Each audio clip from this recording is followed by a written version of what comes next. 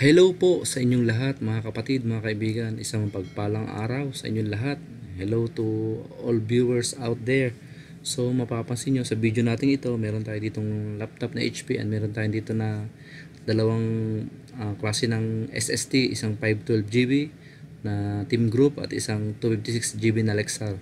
So ito ay galing sa Oman, madami pa tayong natitira. So i-install natin dito.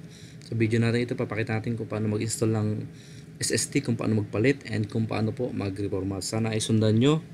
And pwede nyo pong i-DIY sa mga laptop nyo na mabagal or nag-e-error na, or yung ang inyong ano ay HDD yung naka-install. So pwede nyo i-upgrade sa SSD. So ito ay ang unang tatanggalin natin ay yung ating battery, dahil ito ay sira na. Kaya may tape to, nakikita nyo naman sa video natin. And ang sunod na gagawin natin ay yung ating itong mga screw dapat laging inaalis. So kapag inalis natin yan, mag-unscrew tayo. Lagi nating ipunin yan mabuti at ibabalik ulit para wala pong masabi yung ating mga customer na nagpapagawa sa atin, and para balik-balikan tayo. So hindi ibabalik na palaging sira, o babalik na magpapagawa or i-recommend tayo sa ibang tao. Ayan, madali lang itong alisin yan.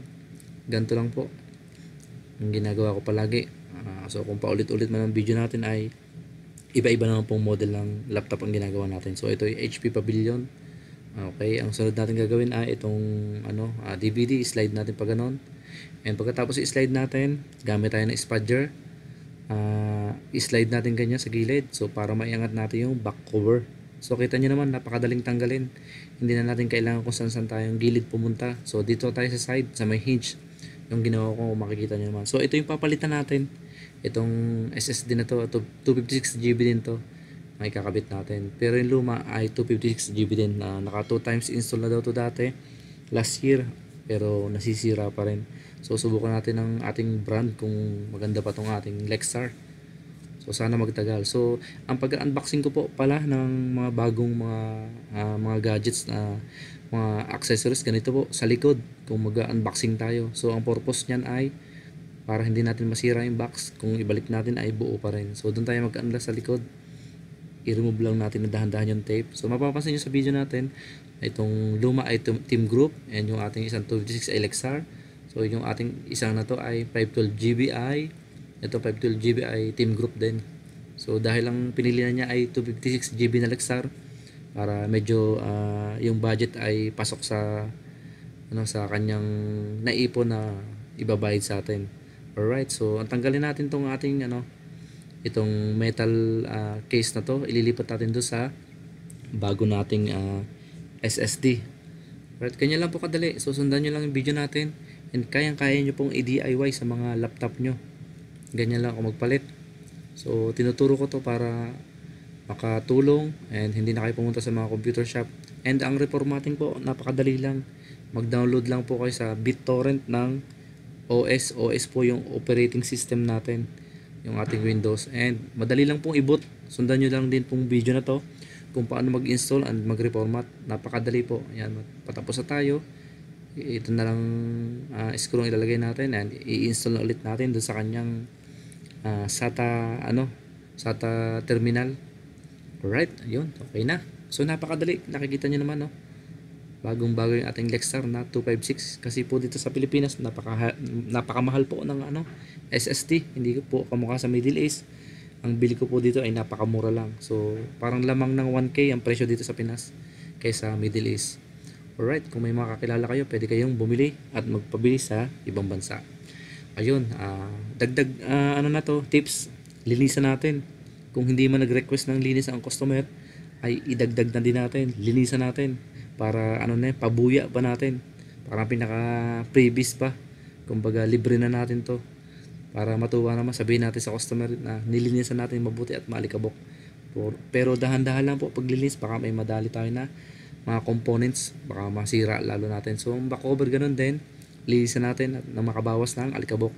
Kung mag-request man ng replace ang customer, ibang bayad po yun, medyo dagdag natin mga kahit 200 pesos yun. Ibalik na natin yung ating back cover and yung mga screw para ma-reformat na natin. Yan, ibalik muna natin yung DVD natin. Palaging ganyan ang gagawin. And ang another tips po, lahat ng screw na tinanggal ay ibalik.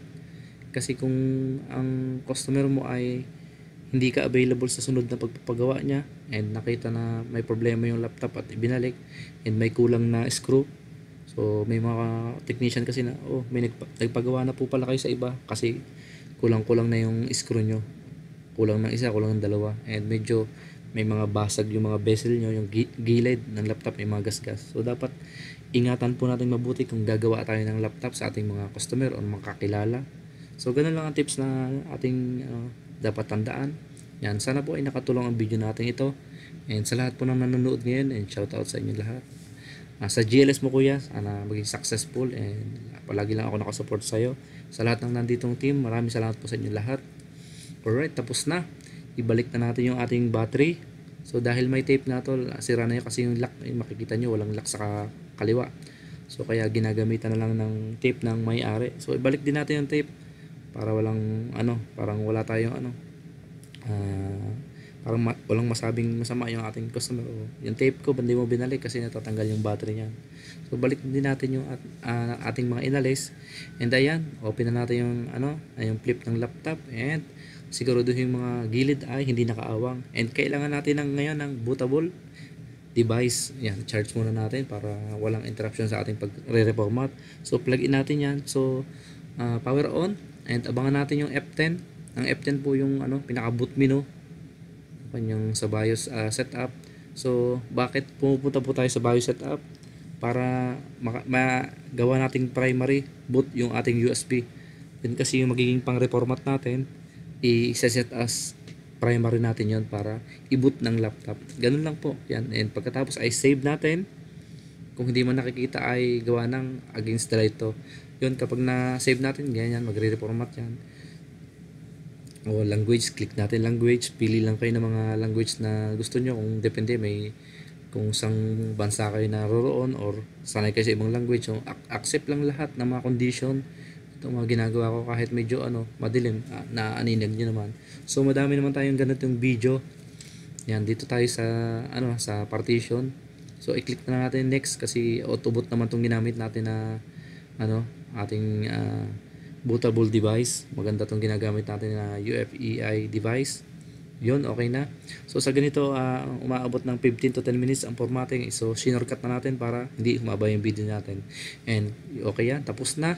I-restart na natin. Pagka-restart na ganyan, remove natin ngayon ng ating bootable device kasi ulit yan, magre-reformat. And kapag tinanggal natin yan ay, yan, mangyayari. Automatic na tapos na yung ating ginawa. Alright. Kasi, i-set up na lang natin. Pagkatapos ng formatting ay set up and apply lang yung ating mga yung wifi o yung ganyan, yung mga settings. I-accept lang natin. Basahin mabuti and lagyan ng pangalan kung sinong gagamit or kung sinong user. Apply lang, and pwede din apply ng password. Nasa sa inyo yun. Okay, tapos na po tayo. Ganun lang po ang gagawin natin. Kung gusto natin mag-DIY, sundan nyo lang po yung video natin ito, and kapag hindi po nyo makuha, mag-comment lang po kayo sa mga comment section ng mga video ko, at lagi naman po ako sumasagot para matulungan ko kayo. And yung aking page po pala ay kasing pangalan ng ating YT channel. So yung ating personal Facebook ay nandyan din sa ating abouts, and makakatulong po ako sa inyo sa mga tanong nyo. Handa po ako laging tumulong. Ang lahat ng tutorials na ginagawa ko para sa lahat. Alright, tapos na tayo. Kita nyo naman, kapag na-install natin yung ating mga bootable, ay may sarili na tayong Microsoft Office na naka-install. And konting setup na lang at update, okay na, ibibigay na natin sa ating customer. Ayun, sana ay nasundan nyo. Maraming salamat sa inyo lahat. Ina-apply natin yung ating wifi, and para ma-reformat natin ang ating para ma-i-update natin yung ating Windows sa latest version, and para mabigay na natin ito bukas and magagamit na ng customer. So ganun lang sa mga nandito ulit. Again, maraming salamat sa walang sawang suporta. Road to 100k na tayo. Maraming salamat Kuya Ice sa laging tulong sa channel ko at Merlin. And sa lahat ng nandito, Team Mayor, shoutout sa inyo lahat, sa mga ka-team ko. Sa lahat ng team na nandito, maraming salamat. And shoutout sa asawa ko sa Finland. And ito siya na lagi nasa likod ko. And see you po sa akin next vlog. Paalam. Bye-bye!